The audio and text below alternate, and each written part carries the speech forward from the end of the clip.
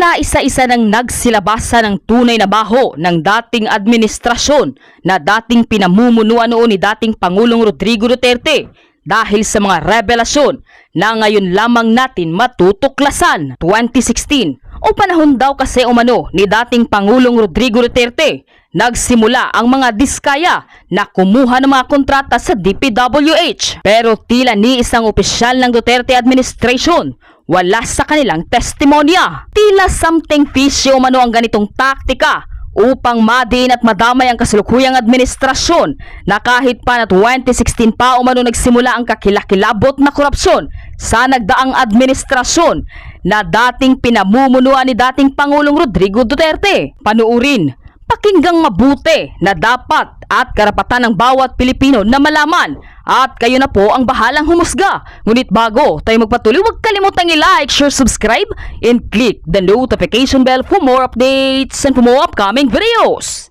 Maraming salamat! Point of order, Mr. Chair. Sorry to interrupt. Hindi po kaya nabanggit na po ni Secretary Bonoan yung tanong po ni Congresswoman Garin sa pagtatanong po ni Congressman Erice. This is just a duplication of the question propounded by Congressman Erice. But I think we have to give her the honor of asking the question. Even if it's a repetition of what was asked Mr. Chair, earlier. what rule did my question violate? May I appeal to our colleagues, magrespetuhan tayo. Kung tiyempo nyo naman, pwede kayong magtanong. I gave that preliminary question because I'm moving to the next question. This is a point of order po. What law Yeah, did I violate in asking a question, Mr. Chair? Hindi na po ba ako pwedeng magtanong? I'm making the Kailangan ba yung tanong ko, ipaalam ko kay Congressman Marcoleta? Binanggit ko lang po na natanong na po kasi ni Congressman Erice yung pong katanungan ng ating That's why, Mr. Chair, mambabatas. I mentioned that my questions is in line with the question of Congressman Erice. That's why I'm setting the premise. Let's move forward, Mr. Chair. Sayang ang oras na hinihinto natin ang investigasyon na ito. If the premise was laid already, why do we have to repeat it? Because, Mr. Chair, I have my time. I'm laying down my premises of ano po ba ang kinakatakutan ni Congressman Marcoleta sa mga katanungan ko? Wala po. Then Wala let me po. proceed, Mr. Gusto po Chair. natin It's my mag-move time. forward. The chair will rule, Itirin po please. natin ang oras. Di po ba? Oras ko po ang kinakain ng mga tanong ko. And Mr. Chair, may I move that my time be sent back to point zero. Yes, let the Deputy Speaker proceed, please. Thank you. The chair has ruled. So thank you very much, Mr. Chair. Balik po ako sa zero at magsimula po ang aking 5 minuto. So Secretary, ulitin ko lang po yung tanong para po madugtong ko. Paano po ba nagsisimula ang paglista ng mga proyekto sa NEP? Sa NEP po muna tayo. Sa NEP po ay nagsisimula po doon sa mga engineering district namin when they consolidate their proposals from all sectors of all the projects that have to be considered in the budget that has been allocated per engineering district, Your Honor. And consultation with various sectors, as I said, is go through development councils, provincial development councils, and this will have to be elevated actually to the regional development council, where they will propose the regional budget proposal. From the regional budget proposals, this is where we are determine actually the priorities that will be incorporated to the NEP to the allocation for each of the legislative district. So this is where we are going to determine priority include into the proposal. How about, Mr. Chair, dun sa implementation? Sino naman ang nag-oversee ng implementation sa baba? Implementation of projects dependent on the threshold authority that has been given. Let's say, for example, in the district level, Your Honor, they have the authority to implement projects up to 150 million, and up to regional offices, they have the threshold authority to implement up to 400 million euro. In other words, Mr. Chair, correct me kung tama po ba ang tinutumbok natin. Sa kasalukuyang sitwasyon, ang proposal ay nanggagaling sa baba. After several consultations, umaakyat, napupondohan, nalalagay sa budget, Pero pagdating sa implementation, ang mga proponents ay siya rin ang nag-oversee ng implementation. Tama po ba, Secretary? Ang nag-oversee na implementation, Your Honor, is would be the district. So technically, where it technically- emanated, kung sino ang nag-propose, initially, yun din ang Yes, mag-oversee. Your Honor. In the normal flow of conduct. So kamakailan po, Secretary, ay nakita ko sa news na kayo po ay bumisita sa mga proyektong na alleged na ghost. Do you confirm this, sir? Thank you, Your Honor. Pwede niyo po ba kaming i-orient kung totoo ba talagang ghost? Sangayon sa lumalabas sa balita, totoo bang substandard? And can we have the specifics of this project? Your Honor, when the President mentioned actually that we have to investigate all the projects that we have furnished him, all the completed projects that we have furnished him, I immediately sent out validation team from the Department of Public Works and Highways to do a what we call present and absent project identification. And thereafter, there has been some reports that there are projects that cannot be located. And there are projects actually, Apologies, sir. Tumbukin na lang po natin yung una yung binisita. Were these projects in Bulacan? yes, Your Honor, meron kami. So, ghost pa? Hindi ba totoo? May project na pondohan, na kolekta, pero walang existing? Ganun po ba ang inyong nakita o hindi? What I can now false, Your Honor, is actually there are two projects that we have noted that these things are ghost projects. Ibig sabihin, multo ang flood control project na yun. These are projects that cannot be identified, that cannot be Were they Be paid, located. Mr. Secretary? in Bulacan First Engineering. Nabayaran po ba siya, Mr. Nabayaran po. Secretary? Okay. Yung dalawang project, unahin lang natin ito kasi gusto nga natin makita yung flow. Kanino po nag-emanate ang request na pondohan ang mga proyektong ito? Sang-ayon sa pagbisita ng ating Pangulo, yung dalawang project na sinasabi niyo po.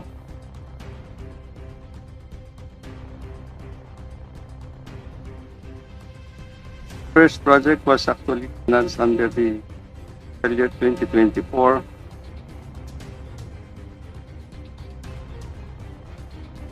Other project is actually financed under the fiscal year 2025 year. Ito po ba ay nanggaling sa baba? Was this proposed from the district or the regional office? Ito po ba ay pinopose ng ating district engineer at inakyat sa opisina nyo na pondohan sa NEP? Ganun po ba? Our record is just saying that it came from the general appropriation.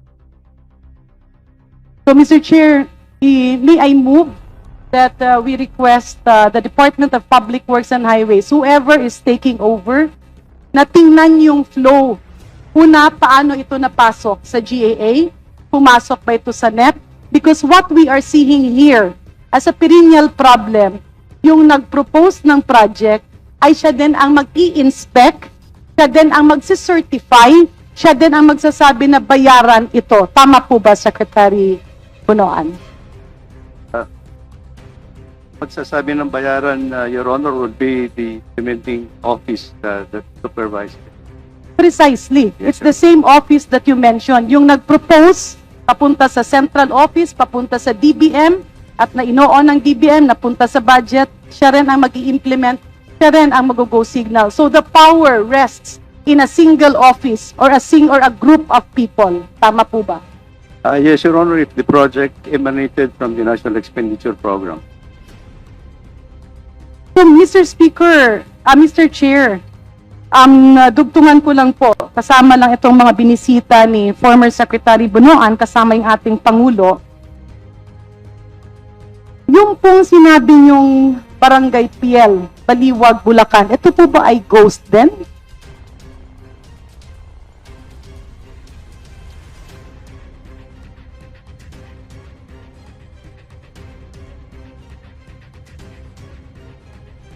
This is one of the projects that I mentioned. Ano po yung parang merong flood control na parang ginaganong-ganon ni Presidente? Yung semento na kaya niyang durugin sa kanyang mga kamay ang semento. I would not know if the project that you're referring to project. The one he mentioned, substandard. Pagkasama kayo, I just saw it in the news, sir. I was not with the president at this. Oh, okay. So, Mr. Chair, my next question, in these two ghost projects that you are referring, meron pa po bang iba or wala na? Sa pagkakaalam nyo? Under investigation and Okay. For the first two ghost projects, proven to be ghost, sino-sino po ang contractors?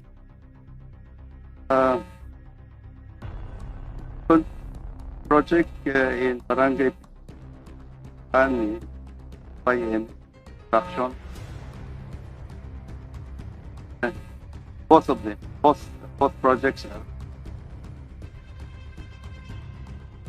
And what were your actions, Mr. Secretary? After that visit and when the President gave you a directive, ano po ang naging action nyo? My directive was actually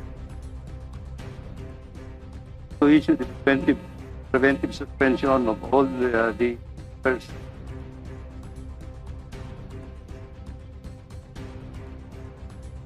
Will you agree with us in saying, legislative-wise, kailangan siguro lagyan ng safety measures na yung proponent sa baba ay hindi rin siya ang magiging implementer? Tama po ba? Yeah. Next, Mr. Speaker, Mr. Chairman, dun po kapag inakyat na after DPWH, saan po pumupunta ang proposal? Anong opisina po?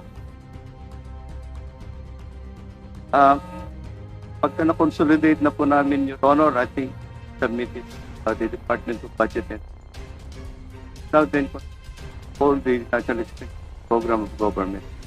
Does the DBM rep or chine-check ba ng DBM yung lista na sinusubmit nyo? Kagaya ng, napunduhan na pala ito nung nakaraang taon, hindi na ito pwedeng ponduhan ngayon. Ginagawa ba ng DBM yon?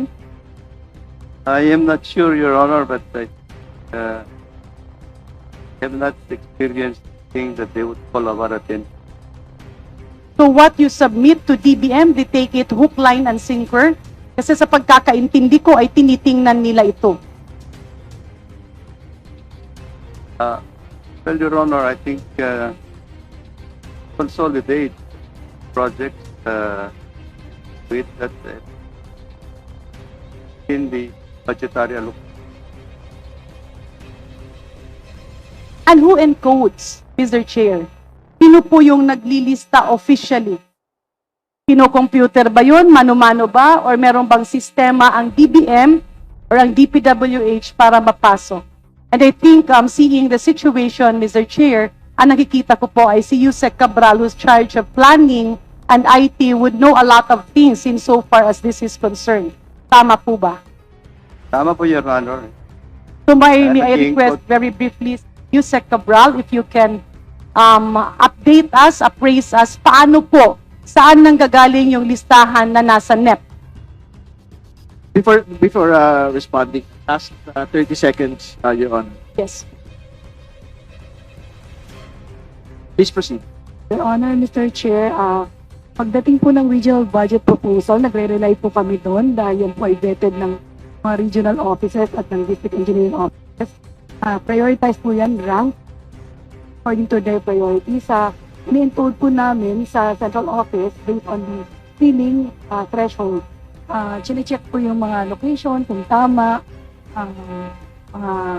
kung tama yung placement sa program, activities and projects. At tinitingnan din po namin kung ito ay nasa menu ng And as Undersecretary for Planning and IT, this falls within the gambit of your office. Yes, Your Honor. So ang tanong ko ang next ko na tanong kay Yusek Cabral, meron ka bang ipinapasok o yung opisina mo, meron bang isinisingit sa listahan ng mga proyekto na hindi nanggaling sa baba?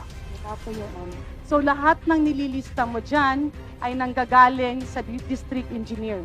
Regional budget. And you're under oath, Madam Yusek. What if we can show you that in the previous budgets, including in the proposed 2026 NEP, ay merong mga proyekto na hindi nirekomenda ng district engineer, ng regional director, pero paglabas ng NEP sa DBM ay may mga nakalista na. Your Honor, we have to check on the origin of the project if you can give me the list of Yes. project. So ang next one na tanong, Mr. Chair, last two Last questions. Last two questions. Okay, if I last may. two questions. Yeah. Bakit po, dati-rati kasi sa tagal ko sa gobyerno, kapag merong proposed project, lumalabas dyan, okay, project 1 proposed amount is, let's say, 20 million. Yung iba, 50 million. Yung iba, 100 million. Yung iba, 100.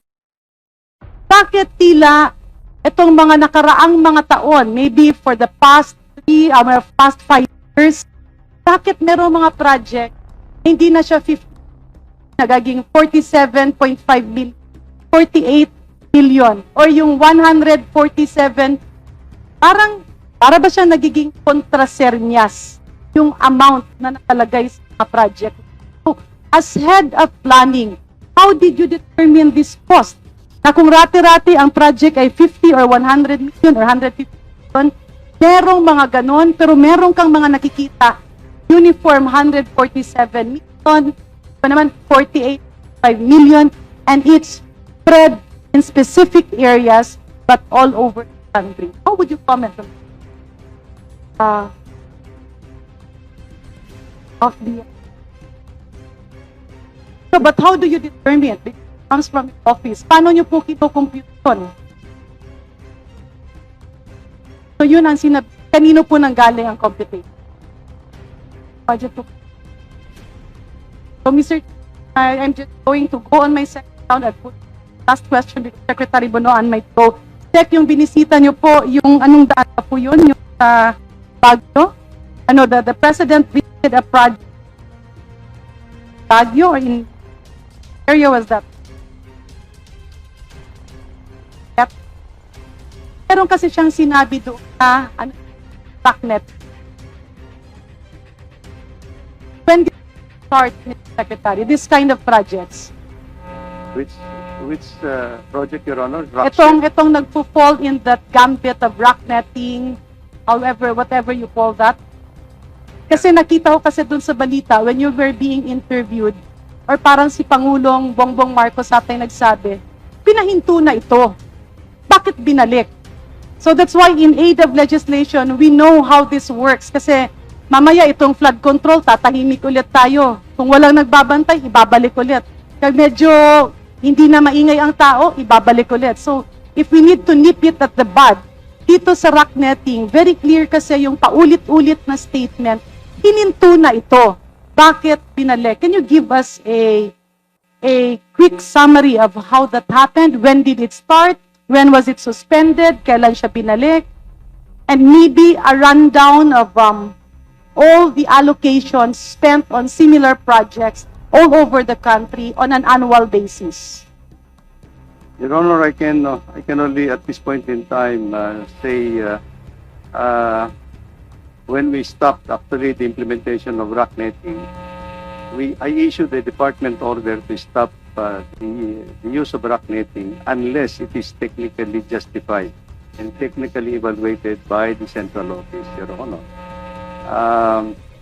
That was, if I'm not mistaken, this was in late 2023, Your Honor, the President instructed me to stop the use of rock netting and traffic safety You devices. stopped it on year 2023. 2023. Kailan po siya nagsimula, sir?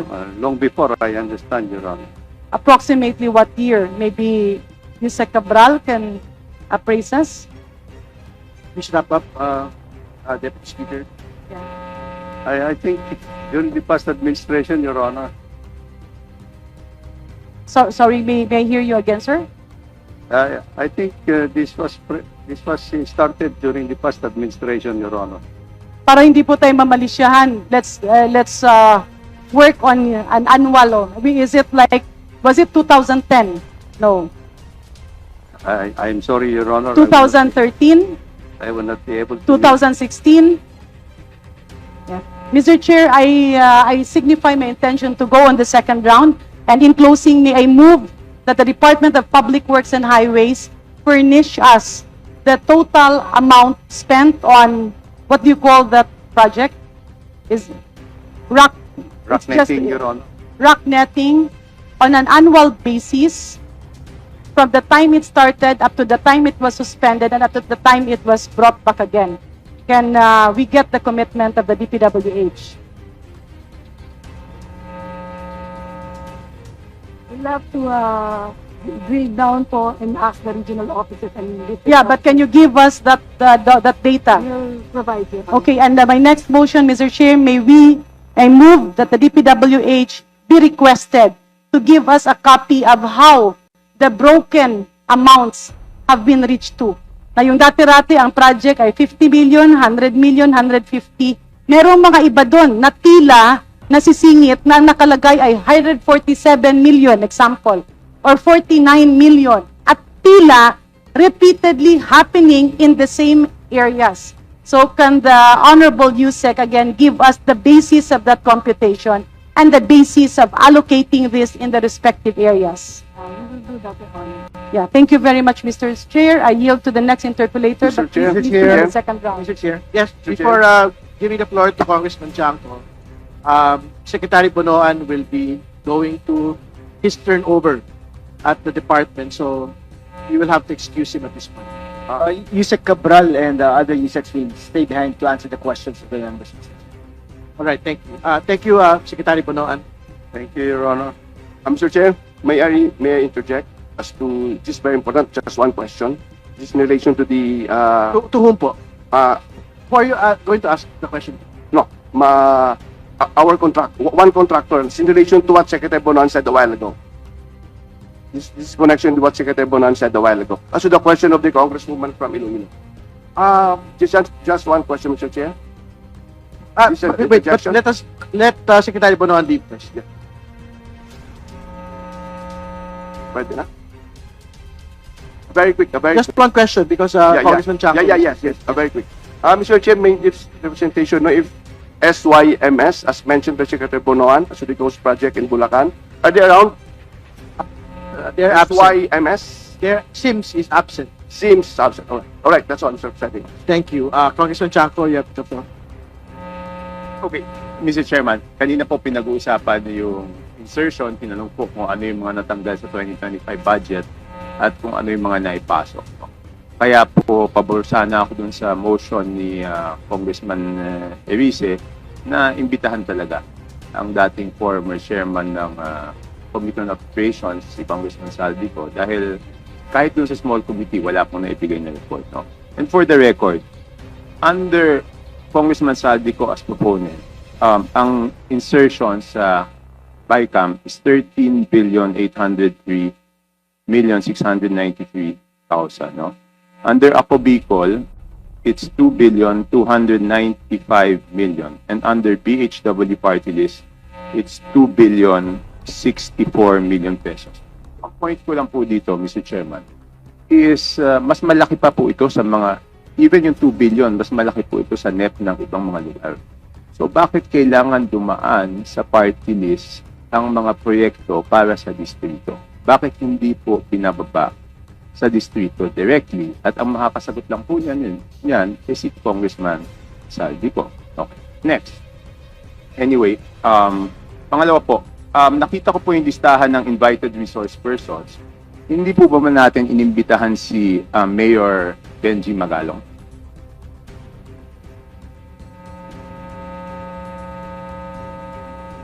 Not for this hearing, Your Honor.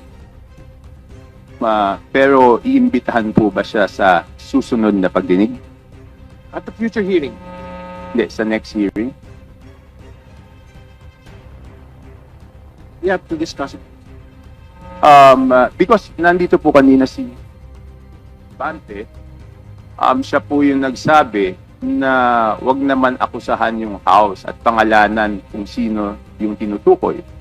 At pumayag naman po si Mayor Magalong na tukuyin pag siya ay inimbitahan ng House kung sino yung tinutukoy niya na pinakamalaki ang nakukuha na 20%. So ang tanong ko po, bakit pa po hindi imbitahan kaagad ng committee para malaman na po natin kung sino yung tinutukoy niya, Mr. Chair? I think we have a commitment that we will invite him. But the commitment is not on the next hearing. Kasi marami po tayong pag-usapan. In fact, gusto natin isa-isahin yung mga SIMS construction, hindi yung nagpakita. St. Timothy, hindi yung nagpakita. Ito yung alam ng mga tao na gusto malaman yung katotohanan. So, ibig sabihin, we are united with Mayor Magalong on his commitment against corruption. For him to name the 67 lawmakers, no question. But he will be required in this committee to do it on their own. State 67 lawmakers who are contractors first. Second, lawmakers who are allegedly receiving 30 to 40% kickback. That will come in due time. That is the commitment of this committee. Hindi, kasi sa sinasabi niya, ang pinakamalaking nakukuha ay yung Committee on Appropriation. So hindi pa ba mas mabuting i-address na po natin? Kasi nandiyan po, si Congressman Abante, nadinig ko po yung interview nyo, sabi nyo po, dapat pangalanan po ni Mayor Magalong. So ayaw nyo bang mag-present ng motion na imbitahan na siya kaagad para pangalanan na rin po niya? At sinabi naman po niya na willing naman po siyang imbitahan. Congressman Avante, you're being asked. Should I make the motion now? Better, Mr. Chair, to show na talagang seryoso tayong imbitahan siya. Talagay ko. I just have one. Mr. Chair. Before speaking, I have one question lang po to Congressman Chanco. Is this part of your interpellation or what is this? Okay. All right. It's part of my 5 minutes, Mr. Okay Chair. po. All right. And after this, I will have no further questions because this will be my basis of seeing if talagang may pupuntahan tong committee na to o wala. Kung ayaw natin imbitahan si Mayor Magalong sa agarang panahon, magkakaproblema tayo sa credibility niyan. But I think we have to state for the record as well that in many public forums, Mayor Magalong has labeled the committee as merely a Moro-Moro committee. So I think the public should look at that as well. Yes, Mr. Chair, pero sinabi niya, kahit tinawag niyang Moro-Moro, sinabi naman niya na willing siya magpumarap, di ba? Eh di, tingnan natin kung haharap siya pag inimbitahan natin. I think... Mr. Chair, point of order. Yes, please. I think we should be sensitive regarding the word moro-moro. May we delete the words because I think it was Kong Zia, who is a Muslim. It was, I think, an affront to the Muslim community. Yes, I understand it, but that was the exact statement of Mayor Magalong, labeling the committee as Moro-Moro. We will not remove it from the record, but because that is what he had labeled the committee. Mr. Chair, just coming it from the members of the committee and saying that it is moro-moro, I think it's quite personal on the part of the members of the committee. But anyway, I will abide by the decision of this committee. Thank you, Mr. Chair. Thank you, Congressman Santos. Again, would you want to respond to Mr. Chair, Congressman Chanco, please? there's no problem in making a motion, but as you made a promise to me, Mr. Chair, that one day Mayor Magalong will be invited, why don't we just finish the hearing right now? We still have a lot of contractors that are waiting to be investigated, to be interpolated. So why don't we wait? Why don't we finish this first before anything else? Bakit natin ginugulo itong hearing na ito samantalang marami naman naghihintay dyan ng mga contractors na very much willing to be interpolated? Right. Thank you for your response, Congressman Chanco, please.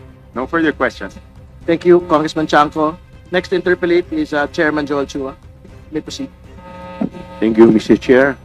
My question will be, I would like to address my question to our resource person, Engineer Henry Alcantara. May I know if he is present?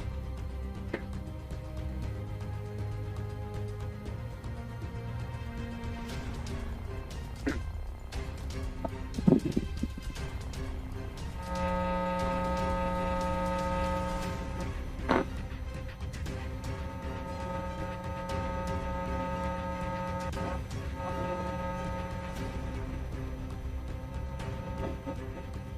May I know if nag-take na po ba siya ng oath? Yes, Nakapag-take na po ba kayo ng oath? Mr. Alcantara has taken his oath. Okay, You may thank proceed with the questions, Chairman Chu. Thank you.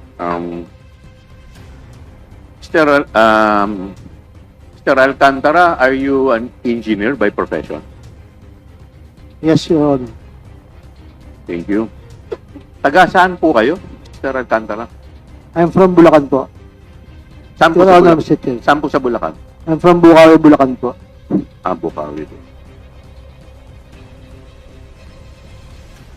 Pwede ko po bang malaman kung kailan at kung saan po kayo nagtapos ng inyong engineering course?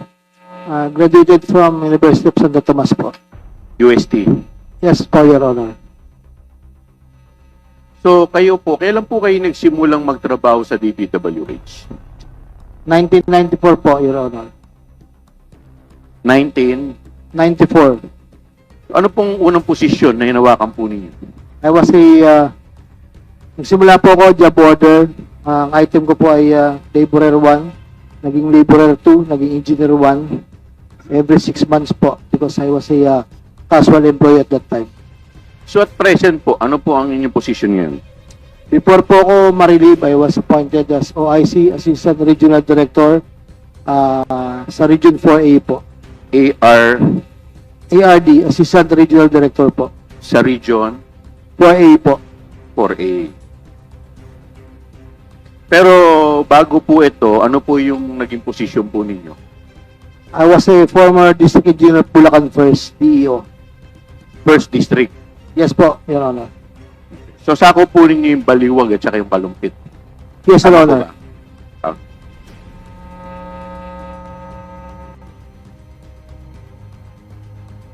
So bago bilang district engineer, ano po yung inyong scope of work? Ang scope of work po ay to manage and implement the projects po. Manage po. More on management, sir. So kasama po ba dito yung pagpaplano? Yes, sir. But there's sections involved in the planning po. Okay. So hanggang sa pagre-release po ng pondo, tama po ba? Up to the payment. Yes, Your Honor. Up to the payment. Yes, Your Honor. Okay, thank you po. So nasa kapangyarihan po ninyo yung pagpaplano, pagbabudget, tsaka pagbabayad. Tama po ba? Yes, Your Honor. Okay, thank you po. So, Mr. Chair, pwede ko po bang ipakita dito yung, ito po, yung Department Order number 42, kung saan nakalagay po dito yung trabaho po ng District Engineer. Ayan po, nakalagay po dito na the District Engineer of the following District Engineering Office are authorized to approve plans, POW, and ano ba yung POW? Program of Works, Your Honor. Program of Works, and ABC. Ano po yung ABC? Approved budget for the contract. Ano po? Approved budget for the contract. Approved approved budget of the contract, as well as procure and implement project costing 100 million pesos. Now, ito pong 100 million pesos, di po ba tinaas na po ito? Yes, Your Honor. It's So magkakano na po ang threshold na hawak po ninyo? 150 million po. Yes, sir. So 150. So meaning to say, lahat ng project na worth 150 million pababa, kayo po ang nagre-release ng pondo. Tama po ba yun? Hindi po kami ang nag-release, Your Honor. I mean, nagbabayad po sa project kami Kayo po. po yung nagbabayad. Tama Yes, po? Your Honor. Alright. Sige, tama po. Okay. So, siyempre po, habang ito pong project ay ginagawa, kasama po sa trabaho ninyo, ang inspeksyonin yung nasabing proyekto. Tama po ba? Your Honor, somehow, nag-inspect po ako ng project. Somehow. Ganito po, if I may allow to explain, Yes, please. Your Honor. Pakipaliwanag po sa amin. Meron po kasing project in charge. Meron po tayong project engineer in charge of the implementation of the project.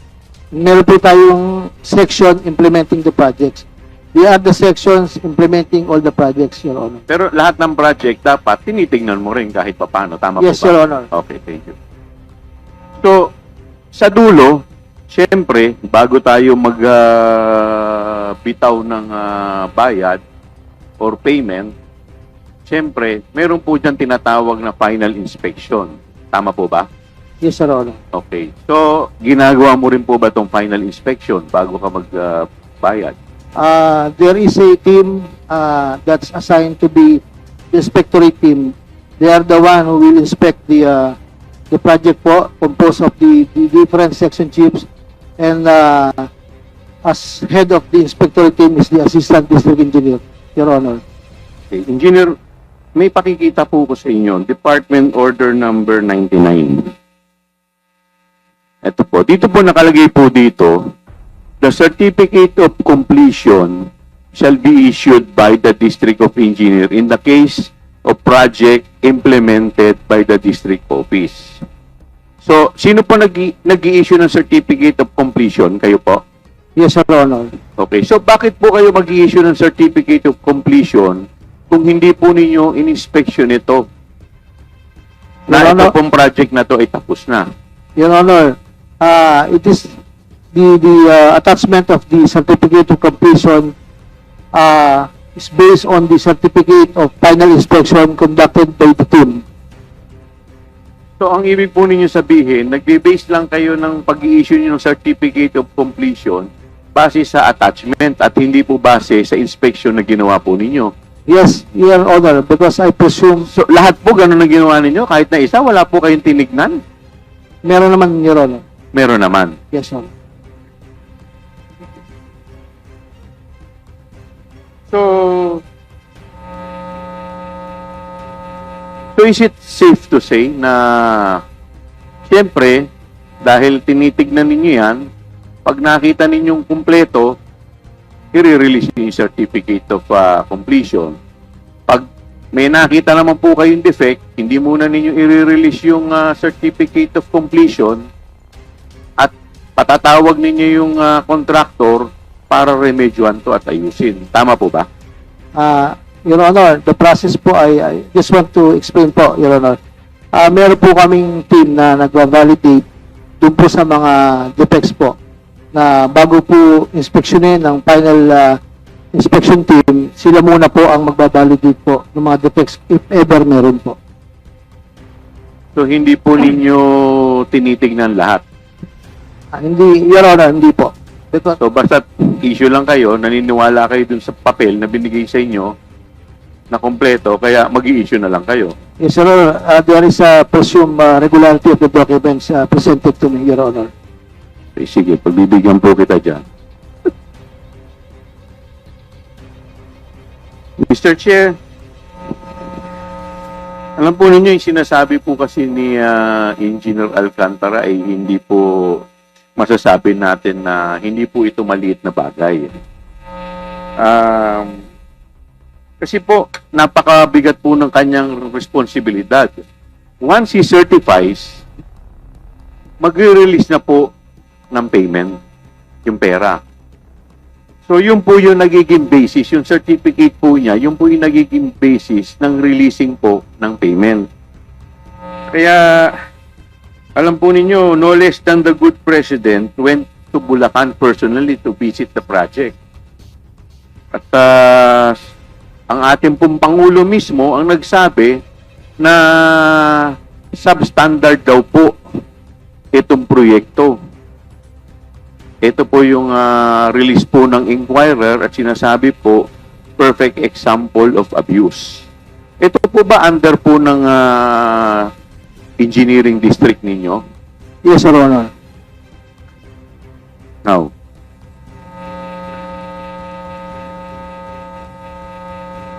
so, nare-recognize po ninyo itong proyektong to na binabanggit ng ating Pangulo.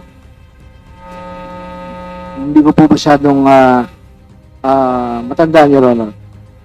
Hindi mo na masyadong matandaan. Okay. May papakita po ko sa inyong kontrata, Mr. Chair. Mr. Chair, next slide please. Meron po ditong kontrata, contract agreement between DPWH Bulacan 1st District Engineering Office. Next slide please. Next slide. Before proceeding to the next slide, I think we have to make a record. Ayan na po. Ito po. Pakinggan po muna natin tong video ng ating presidente.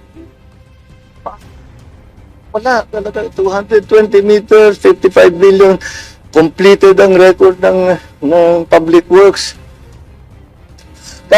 Walang ginawa, kahit isang araw hindi nagtrabaho, wala kang makita, puntahan ninyo, wala kayong makita kahit na ano. Tuloy-tuloy ang pagbaha doon sa kabila. So, yes. If all of these projects were properly executed and implemented, ang laki nang nawala na problema sana sa atin at sa mga taong bayan, at saka mas magiging maayos hanggang irrigation, hanggang water supply, fresh water supply for household. Pero ito yung ginagawa nila talagang nakakapinsala pa sa mga local residents. So yes, I'm not disappointed, I'm angry. Ano pong comment po ninyo dyan, Engineer? Yes, tama naman po ang Pangulo. It's really disappointing. At ako rin po mismo, bilang district engineer, I was really surprised by the findings of the President because if I may explain to you. So pati po kayo nagalit din. Yes, sir. Paano pong galit? Galit na galit din kayo? Yes, sir. There was instances after I think that is August 7, 5 p.m. Pinatawag ko po yung mga dating kasamahan ko, and I asked the district engineer at the time, who is my former assistant district engineer, and the section chief implementing the project. Sabi ko, why it happens? Because all your signatures attached on the documents. So hindi po kayo yung nag-implement nun? Hindi po kayo yung district engineer at that time? Actually, sir, kalahatian lang po ang inabutan ko ng final payment. Hindi po ako nag-final payment po. Okay, sige. May pakikita po ko sa inyo, isa pong yung contract agreement po. Ito po. Between the DPWH and Sims Construction Trading worth, magkano ba ito? 55 million. 55 million 730. At yung po sa baba, meron po nakapirma dito in the name of Henry Alcantara. Sino po itong Henry Alcantara na nakapirma po dito? Opo, Your Honor. Okay. Pirma po ba ninyo ito? Would you confirm that this is your signature? I think yes, Your Honor. Okay. So, nung time na, ito yung pinakita po natin kanina, ito po ba yung project na, yung kung saan galit na galit si Presidente, at kayo rin mismo galit na galit, sabi ninyo. Yes, Your Honor. Okay. So, ito po yung kontrata nun. Tama po ba? Yes, Your Honor. Alright. Thank you. Sabi po ninyo, hindi po ninyo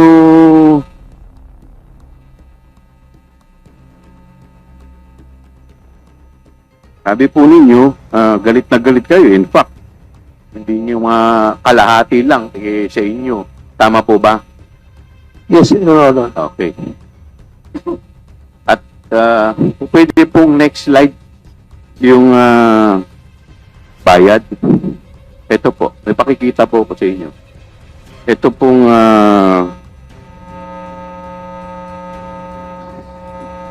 ito po yung Sims Construction Trading. So, ito po yung OR kung saan nabayaran yung Sims Trading in the amount of magkano to? Initially, 50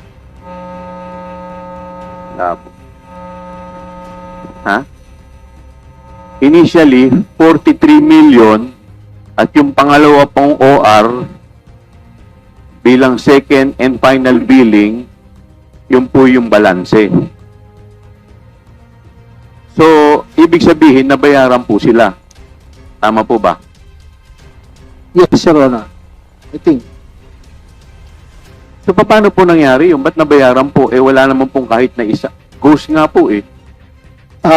Just want to explain, sir, that there was a certification signed by the project engineer and the implementing section chief. Teka, sino po? Sino po? Certification. There is a documents that's the basis of the accomplishment in the public works, and that is statement of work accomplished, signed by the project engineer and the implementing section po. Pero hindi po ba dapat tinitingnan nyo muna? Your Honor, as I told you, napakarami pong papel na dumadaan po sa akin everyday at napakarami pong ginagawa. Sabi ko nga po sa inyo, ako naman po yung nag-i-inspeksyon. Natapat po siguro itong mga project. We have, I think, 500 plus projects this 2025. The previous year is around 480 projects. Sige po. All in all, not only plant controls but roads and buildings po, Your Honor. Sige po. Meron pa po akong isang proyekto na ipakikita po sa inyo. Next slide. Next slide, please. Ito po yung Bulusan Kalumpit. Daang metro, hindi ginawa. Hindi linagay tapos nasira. Basta't wala na talagang linagay. Pero pag titignan nyo yung report namin, ay dapat completed na ito. Nakalagay ito, na-inspeksyon na, completed na, walang problema. Tapos, hindi lamang sa hindi yung mga wala, ito naging kasama na parang ghost project na itong mga, hindi lang ito may butas, ano? Ika mo, meron pa. Butas-butas pala itong dike na ito. Dapat buo ito, dahil sa report namin completed ito. Bukod pa doon, may question sa kalidad ng ating flood protection dahil yung bakal na nandun sa loob parang hindi na nakapaon sa lupa kaya dumadaan yung tubig sa ilalim naman dumadaan, pumapasok ang tubig. Tignan naman ninyo, kailan last time na umulan dito na malakas? Yung bagyo, yung last time yung bagyo, yung mga habagat po. Yung habagat dito hanggang ngayon nakita naman ninyo pagpasok namin dito. Hanggang tayo lahat, puro parang swamp na ito, hindi na puro tubig lang ang makita mo. Dapat Yan po. Familiar po ba kayo dun sa project na yan? I think it's in Kalumpit, Your Honor. Kalumpit. Tama po kayo. It is worth 96.4 million river protection structure in Bulusan, Kalumpit, Bulacan. So, ito po yung contract agreement po. May pakikita po ko sa inyong contract agreement. Ayan po, yung contract agreement between the DPWH, duly represented by Henry Alcantara and St. Timothy Construction Corporation.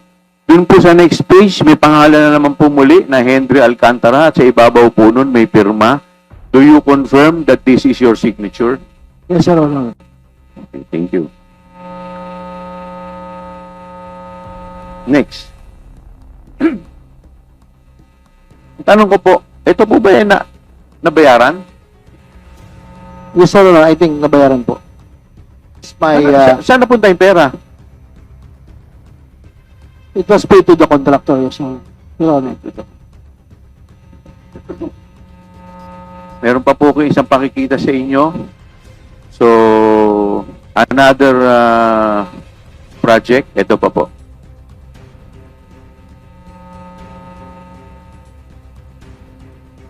meron din sa kabilang dulo, hindi masyado mapunta kundi tayo magbangka.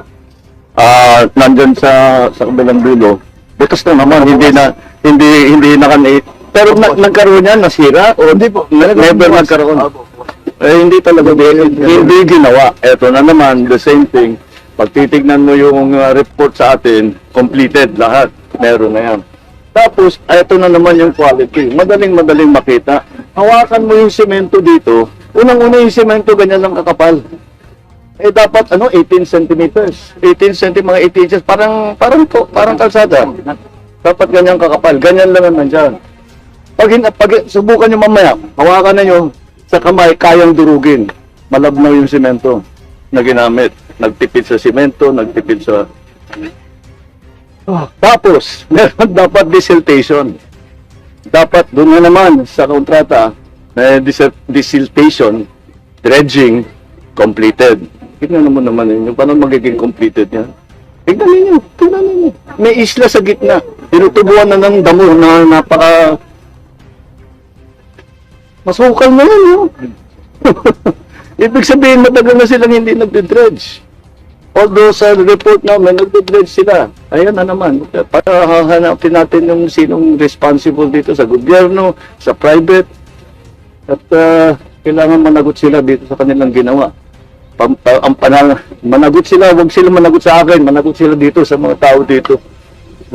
Yung mga kahirapan na dinala nila sa mga buhay nila. Okay, sige, thank you. Yes, sir. Yan, sabi po ng Presidente, ito na naman, same thing. Ano po masasabi po ninyo dito sa proyektong to? Ito po ba under na naman po ng inyong jurisdiction? Yes, Your Honor. Okay, so ano po masasabi po ninyo dito? I do believe, Your Honor, there is a person in charge of everything when it comes to quality. There is a section checking about the quality of materials to be used on site, Your Honor. So dito po, galit din po kayo. Yes, Your Honor. Galit na galit din po kayo. Yes, Your Honor. Kita, galit na galit pa po kayo niyan, ha? O, may pakikita po ako sa inyo na kontrata. Same thing. Ito po yung kontrata, this time under ano ba to? Wawaw Builders. At doon po sa kanan po, meron pong signature sa taas po ng pangalang Henry Alcantara. Do you confirm that this is your signature? Yes, Your Honor. So ito po ba ay nabayaran na rin po ba to? I think, Your Honor, nabayaran po. Sa tingin po ninyo, nabayaran na? Yes, Your Honor. Okay. So, at kayo rin na nag-issue ng certificate of completion. Kasi di naman po mababayaran kung hindi naman po kayo mag-i-issue. Hindi ko na po ma-recall, Your Honor. Eh di po ba kanina pinakita na natin na may authority na mag-issue ng certificate, eh yung district engineer, di po ba kayo yun? Yes, Your Honor. O, so di kayo nga po ang nag-issue ng certificate of completion. Your Honor, if I may explain po kung okay lang Sige po. po, sige po, sige po. Actually po, ang payment po ng office to the contractor is through LDAP. Bank to bank na po kasi yun. Ang dumadating po sa akin ay Eh, pero LDAP. sino pong pumirma ng certificate of completion? Ako po, Your Honor. Oo, ikaw. Oh. Ang, So, yun lang po. Yun lang po. Okay po. That's all, Mr. Chairman. Mr. Chair. Mr. Chair. Chairman po, just interjection. Okay. Sige po, DS Cohun, please. And then, Chairman Momo. Mr. Chair, in line with the questioning of the Honorable Chua, gusto ko lang tanungin si Engineer D. Alcantara.